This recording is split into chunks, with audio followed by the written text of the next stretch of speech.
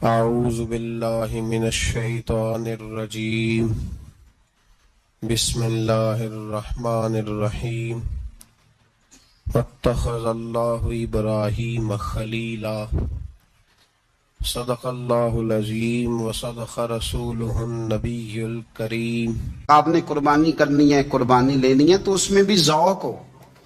جو ہے نا بڑا مشکل ہے، جانا پڑے گا، پیسے لگیں گے، کیا آپ نے اس سے کمایا، کیا آپ نے قربانی دی، اس کا ایک ذائقہ لیں، مطلب شوق پیدا کریں، خود چل کے جائیں۔ میں خود جاتا ہوں جانور دیکھنے کے لیے، ایک میرا ذوق ہے، نہ ہم کچھ کریں گے نہ ہمیں کوئی طریقہ آتا ہے ریٹ کرنے کا، لیکن یہ کہ آپ کا ذوق تو سلامت ہو نا کہ قربانی کرنی ہے۔ وہ بوجھل بوجھل قدموں کے ساتھ اس کا کوئی مزہ نہیں، اچھے ذوق کے ساتھ قربانی کریں۔ پھر ایک دفعہ کہہ دیتا ہوں، خریدنے سے پہلے ہی فریج نہ ٹھیک کرانی شروع کر دیں۔ دیکھو قربانی کی جو لوگ استطاعت رکھتے ہیں میرے دوست، وہ تو ویسے ہی سارا سال گوشت کھاتے ہیں، اب تو کوئی گھر بچا ہی نہیں۔ اب تو جو مڈل کلاس لوگ ہیں وہ بھی ہفتے میں ایک دفعہ گوشت ضرور کھاتے ہیں، اور گوشت کا کوئی اتنا مسئلہ بھی نہیں ہے۔ اب میرا خیال ہے سبزی بھی اتنے کی آتی ہے جتنے کا گوشت آتا ہے۔ تو آپ تھوڑا سا آگے بڑھیں، تھوڑی نا آنکھیں کھولیں۔ امیروں کے تعلق امیروں کے ساتھ بن جاتا ہے تو وہ سمجھتے ہیں ساری دنیا ہی امیر ہے۔ کاروباری لوگوں کے تعلقات کاروباری لوگوں کے ساتھ ہوتے ہیں تو سمجھتے ہیں سارے لوگ ہی کاروباری ہیں۔ تھوڑی سی آنکھیں کھول لیں، شیشہ اینک کا صاف کریں، تھوڑا سا پلٹ کے نا نیچے بھی دیکھیں۔ جس آدمی کو جھکنا نہیں آتا وہ تو پیروں میں پڑی چیز نہیں اٹھا سکتا۔ تھوڑا دیکھیں جو غریب علاقے ہیں، غریب، وہاں گوشت پہنچانے کا از خود اہتمام کریں، بندوبست کریں، اور ان لوگوں کی لسٹیں آپ کے پاس ہونی چاہیے جہاں آپ نے یہ اہتمام کرنا ہے۔ باقی وہ جو ہمارا طریقہ ہے تحفہ دینے اور تحفہ لینے کا کہ ایک پلیٹ آئے گی تو پھر ایک پلیٹ میری جائے گی، اس سے تھوڑا سا نکل آئے۔ یہ قربانی خالص اللہ کی رضا کے لیے، اس کے اندر یہ تکلفات نہیں پیدا کریں۔ کوشش فرمائیں کہ سارے کا سارا گوشت تقسیم ہو جائے۔ جس طرح سارا گوشت گھر میں رکھنا جائز ہے نا، تو سارا بانٹ دینا بھی جائز ہے۔ آپ یقین کریں، چونکہ میرا تھوڑا سا طالب علم و مذہب کا تو لوگ دین کی باتیں پوچھتے رہتے ہیں۔ محرم میں لوگ فون کر کے پوچھتے ہیں، جب عید گئی کو 20 دن بیت جاتے ہیں کہ جی محرم شریف میں عید کا گوشت کھانا جائز ہے؟ میں کہنا اگلے محرم تک بھی جائز ہے، تسی سنبھالو یہ اچھے طریقے نال، اگلے محرم تک بھی آپ کھائیں۔ لیکن کیا کسی نے کہا تھا کہ بعد میں بکرے نہیں ملیں گے، گائیں صرف یہی ہیں، اس کے بعد گوشت نہیں ملے گا؟ خوبصورت کر کے اچھے طریقے سے ذوق کے ساتھ۔ اور ایک بات اور کہہ دوں، قربانی واجب ہے، نماز فرض ہے۔ تو قربانی کا بہت زیادہ دھیان رکھنے والا اگر نمازی نہ ہو تو پھر اس کا مطلب ہے اس نے کوئی کمال کام۔ اس لیے حضرت بابا بلے شاہ صاحب نے کہا تھا کہ تسی نفس تے چھری پھیر دے نہیں، بس دمبے کیتی جاندے ہو، فرض بھلائی بیٹھے ہو تے نفلہ نیتی جاندے ہو، او دسو تے سی بلے شاہ نو ایک کیتی جاندے ہو۔ قربانی مال کے نصاب پہ ہے، کوشش کیا کریں کہ اللہ کے رستے میں جب دینا ہو پھر لیت اللہ سے بچیں، خوبصورت جانور لائیں۔ جن کو اللہ نے توفیق دی ہے ان کے لیے نصیحت ہے، جن کو اللہ نے توفیق دی۔ میں نے اپنے حضرت صاحب کو دیکھا ہے، وہ کہتے تھے کئی جانور اللہ نے بڑا نوازا ہے، کہتے ایک میرا ہے، ایک میرے ماں کا، ایک میرے باپ کا ہے، ایک میرے فلاں استاد صاحب کا، ایک میرے پیر صاحب کا ہے۔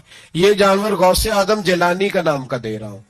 اور پھر ایک بڑا خوبصورت جانور بندہ ہوتا اور حضرت خود ان کو چارہ ڈال رہے ہوتے، تو حضور یہ کیا ہے؟ فرمانے لگے یہ میں رسول اللہ کے نام پہ قربان کروں گا، یہ نبی پاک کے نام پر قربان کیا جائے گا۔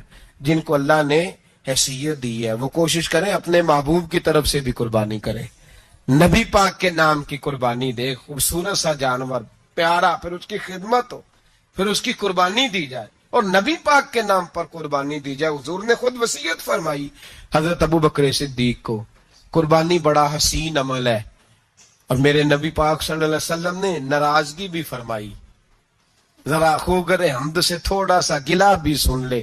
میرے حبیب نے فرمایا جو طاقت کے باوجود قربانی نہ کرے وہ ہماری عیدگاہ میں عید کی نماز پڑھنے نہ آئے، وہ نہ آئے۔ اور یا رسول اللہ جو کرے گا، فرمایا قربانی کے جانور کا خون کا قطرہ بعد میں زمین پہ گرے گا، اللہ اس کے سارے گناہ پہلے معاف فرما دے گا، اللہ اس کے سارے گناہوں کو بخشے گا۔ قربانی کریں، खूबसूरत अंदाज में करें, अल्लाह की रजा के लिए। बुजुर्गों ने लिखा है 3 हिस्से करो गोश्त के, एक घर में रखो, एक रिश्तेदारों में बांटो, पड़ोसियों में बांटो, और तीसरा फकत गरीबों को दो। लेकिन मैं अक्सर ये सोचता हूं कि हमारे यहाँ कुर्बानी करता ही वो है जिनके घर में हर जुमेरात को छोटा गोश्त पकता है, और जिनके घर में हफ्ते में 3 दफा मुर्गी का गोश्त पकता है, वही तो कुर्बानी देने के काबिल होते हैं। तो वो भी अगर कुर्बानी के बकरे में से भी तीसरा रखना चाहें तो इजाजत तो है, मैंने कहा सारा रखने की भी इजाजत है।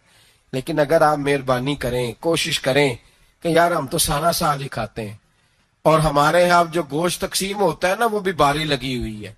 उधर से प्लेट आई थी गोश्त की तो इधर से भर के चली गई। भाई उसने की है, उसको बार बार गोश्त देने का क्या मतलब है? आप ये देखें अजीजों में, रिश्तेदारों में, और मैं अगर थोड़ा सा आपकी तवज्जो कराने में कामयाब हो जाऊं तो सफेद पोश लोगों को देखें।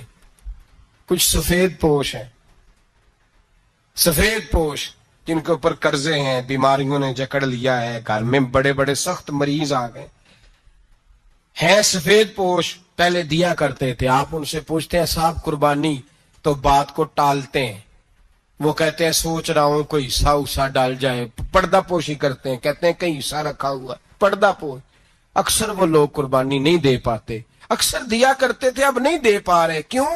इसलिए कि मुश्किलात ऐसी आ गई। उन लोगों का ख्याल करें, उनके घरों तक गोश्त पहुंचा के आए, उन पर तवज्जो करें। वो सफेद पोश आदमी कभी जिक्र नहीं करेगा।